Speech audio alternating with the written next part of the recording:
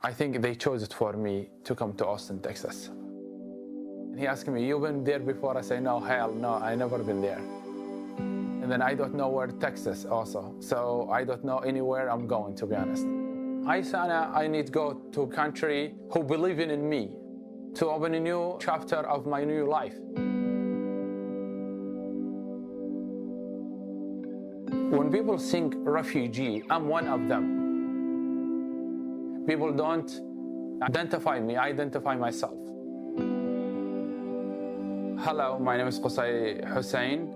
I'm 29 years old.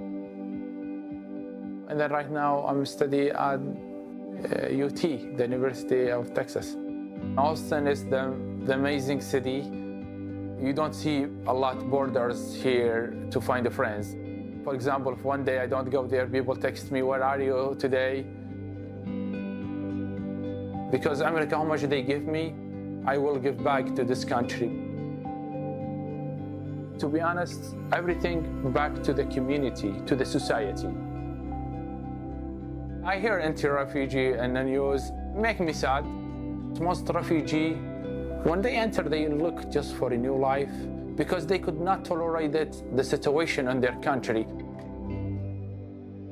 My life before I get my accident was very cool. We live in a kind of small town outside Mosul. I am in a big family actually, 6 brothers and 1 sister, and my mom and dad. We have a neighbor next to us. Me and Ibrahim was very close friends, like brothers, more than brothers. So we was sitting and drinking tea and joking, me and my brothers and the neighbor brothers. That day, I just wanted to be going to the stadium, to be honest. I want to go there to play. The day of the bombing was, it was Thursday, August 3rd, 2006. It is open field, anyone can to watch there. So this car, or the truck, he come in the middle of the stadium. And then he smiled, and then he looked left and right, and then he pushed his hand on the horn. When the explosion happened, I flew into the air. My face come to the ground before my body. And then I stood up to run, and then when a shrapnel hit me, I could not move anymore. Looks like electricity shake my body. Could not see anymore. I just hear people shouting. A few seconds, I felt somebody slapped on my stomach. Ibrahim, he died. It was him. The explosion, what happened, is killed 16 people and 56 injured. My dad looked for me. He said, "What is Qusay?" He didn't recognize me because no nose, no cheek. So in our village, we don't have big hospital. We have just a clinic, small clinic, basically 3 room to 4 room, few nurses and 1 doctor, no more than that. The doctor, he come to me, he told my dad, "Go take care of your other kids. Qusay, in half hour, he will die."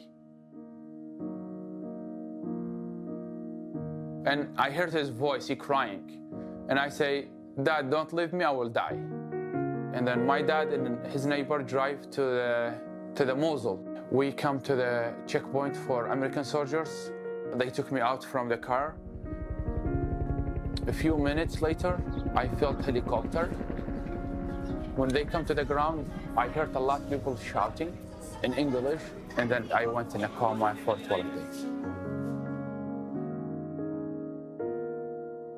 When I woke up, I don't know where am I. The interpreter, she told me in your file is explosion. I start remember everything. I say, I don't care about myself. I said, where is my brothers? Because I know they was with me in the stadium. I told her, open my eyes. And she said, we could not open your eyes. Not today. So I'm in a coma for 12 days. So my family, they don't know any news about me. They did a funeral for me. When a interpreter, he called my dad, he didn't believe it. I'm still alive. He said, looked on his right hand. What do you see there? The interpreter, he said, I see his name written in tattoo. My dad, he said, yeah, this is my son. When we arrived to home, my dad, he kind of like told everyone, when you see Qusay, you will shout or cry. Don't scare him. I need you to act normal. Don't do anything ridiculous. They crying silent. They don't want to make me to hear their crying. So 3 of his son injured in a room. Luay, Uday, and me. My dad, like, he does not sleep in the night because he just watch us if we need anything. We're not able to go back to the base for treatment. The road was dangerous. 2006 and 2007, it was very ridiculous years for Iraqi people. Qaeda control Iraq that time. They targeting like basically civilian people. Pain, a lot pain. Without medicine, I could not sleep. Thinking a lot, what my life will be. This took 2 years of doing nothing. So one time I was listening to the TV and I heard about Doctors Without Borders. One of the report, he say, we are in Amman. In this surgical unit in Jordan, far from Baghdad.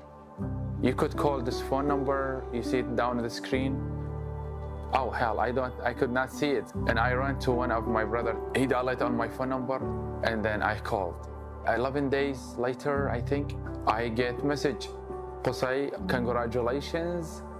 Doctors Without Borders, they approve you, so we need to make passport as soon as possible. I'm a dream or this show. I was so happy. It's just amazing. So when I went in Amman, we met Dr. Ashraf. Dr. Ashraf started reading the report and then he say, oh, Qusay, you were not able to see. That time, I confirmed I'm blind. So, What did you feel? devastated. Like the hopes is gone. I don't want to be alive anymore. So I went, washed my body, start pray, crying. So I said, God help me. I said, this is I'm in a test. I will pass the test, I will fail the test. In Jordan, Amman, I did over like 35 surgery. Dr. Nasser, he worked for me like tirelessly to help me. First of all, my eyelid not correctly, so he helped him to lift him up, and then the nose, he built it. The 3 years I spent with Doctors Without Borders in Amman is the most beautiful years for me. All the doctors, they're amazing. Nurses and people, they are all of them amazing, wonderful support. So yeah, I built my relationship with them, and also I built good relationship with the patients. Doctors Without Borders, they took us. They have, we call them like kind of psychological activity, people do activity for them. So they took us to the Dead Sea. So I noticed in the bus, people dancing, love the music, even they have injured, like severe, but they are happy. When I saw those things, I started analyzing.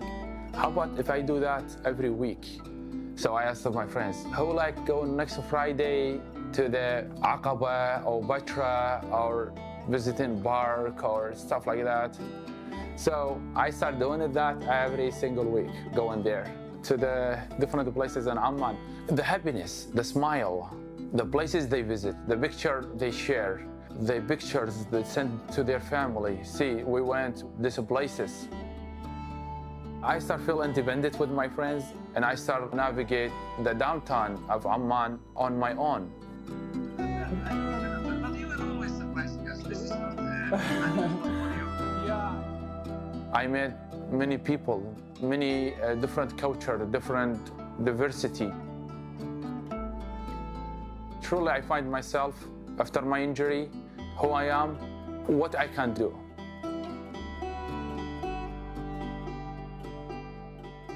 My main goal is to get education, to start speaking English, to learn a new language, open a new page for my new life.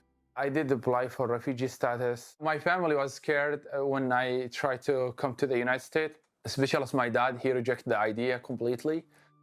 Beginning when I settled in the US, I was like, I wished I listened to my dad, because it was difficult for me. I spent many also nights crying. It's not easy. And then my caseworker bring me food. I told him I need to be out. I need to see human reaction. I need to be seeing people because I feel like tired from sitting here just by myself. He took me one of the stores. I heard a lot of people talking, so I thought I'm in heaven. After that, he registered me with the church, with the organization, he called it Interfaith Action of Center, Texas. They teach refugee to learn English. And then after 4 months, I started able to communicate in English. And then I moved to the Austin Community College for ESL. When I took GED, I was very hesitant to take it because my English is not that great. And I get the second high scores in the region. From Iraq is hoping to make a difference, with his first step being going to college here in Austin. And he's sharing his... After I finished my GED in 2016, I started working for my associate. Each one of us have something to learn and something to teach. In the fall, I will transfer to the University of Texas to pursue a bachelor's degree in psychology.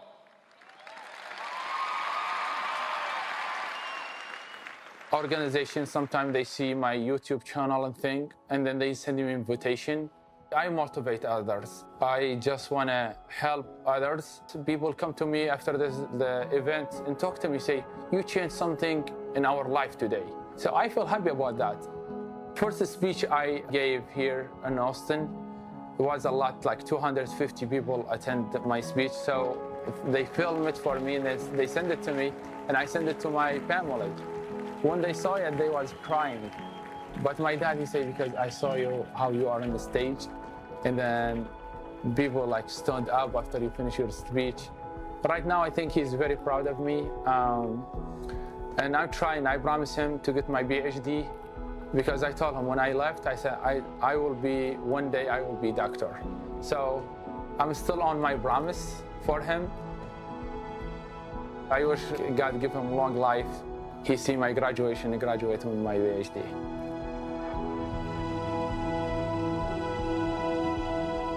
I didn't see my family for 8.5 years.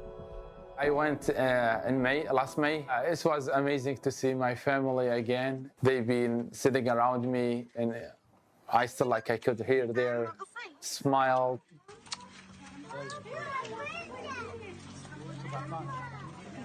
My dad, he told me for example, 1 month, they just eat tomato paste with oil. House of my dad, one of them get bombed. Thank God they barely made it.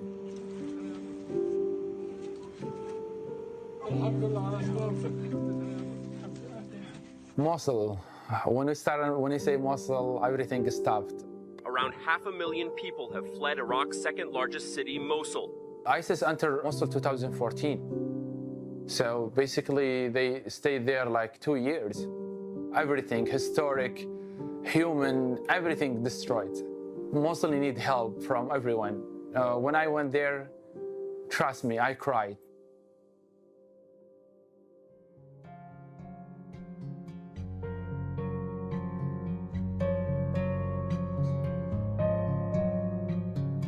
At the University of Texas, I'm studying psychology. So far, it was amazing, but it's a huge place. I think people with sight, they get lost inside it.